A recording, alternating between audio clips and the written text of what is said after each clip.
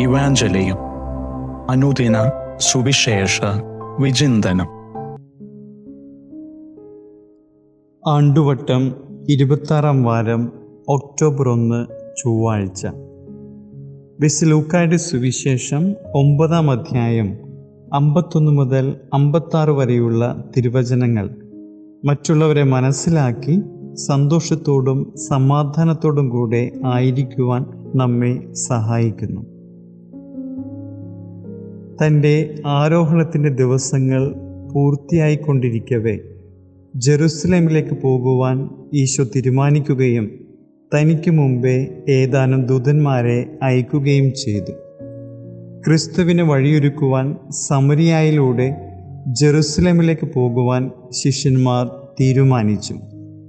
എന്നാൽ സമരിയാക്കാർ ക്രിസ്തുവിനെ തിരസ്കരിക്കുന്നു.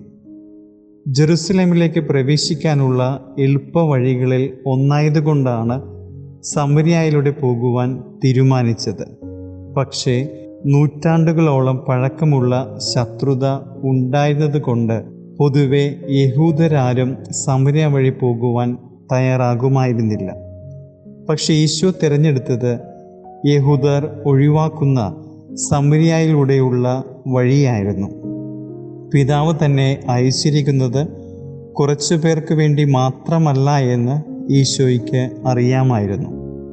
സ്നേഹത്തിൻ്റെയും സൗഹൃദത്തിൻ്റെയും സഹിഷ്ണുതയുടെയും അടയാളമായിട്ടാണ് ഈശോ അത് തിരഞ്ഞെടുത്തത്. പക്ഷെ അത് മനസ്സിലാക്കാൻ സമരിയാക്കാർക്ക് സാധിക്കാതെ വരുന്നതുകൊണ്ട് അവർ യേശുവിനെ തിരസ്കരിക്കുന്നു.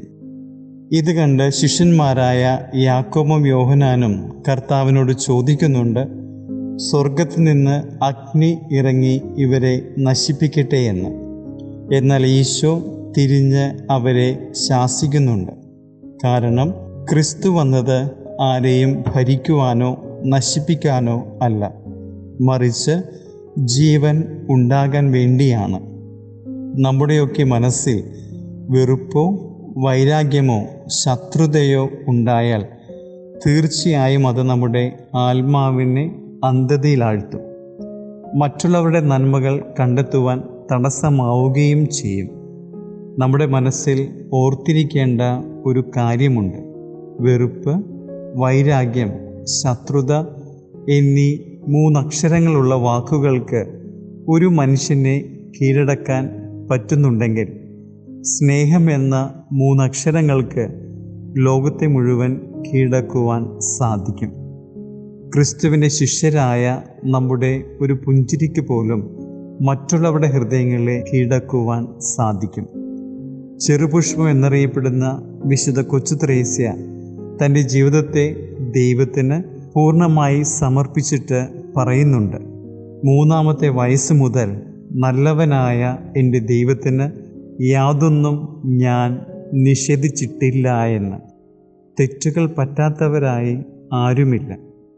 അറിഞ്ഞോ അറിയാതെയോ സംഭവിക്കുന്ന കാര്യങ്ങൾ മനസ്സിലാക്കി ഹൃദയത്തിലും മനസ്സിലും സ്നേഹം കാത്തുസൂക്ഷിച്ച് ദൈവത്തിൻ്റെ സ്നേഹം പരസ്നേഹത്തിലൂടെ യാഥാർത്ഥ്യമാക്കുവാനുള്ള ദൈവകൃപയ്ക്ക് വേണ്ടി നമുക്ക് പ്രാർത്ഥിക്കാം.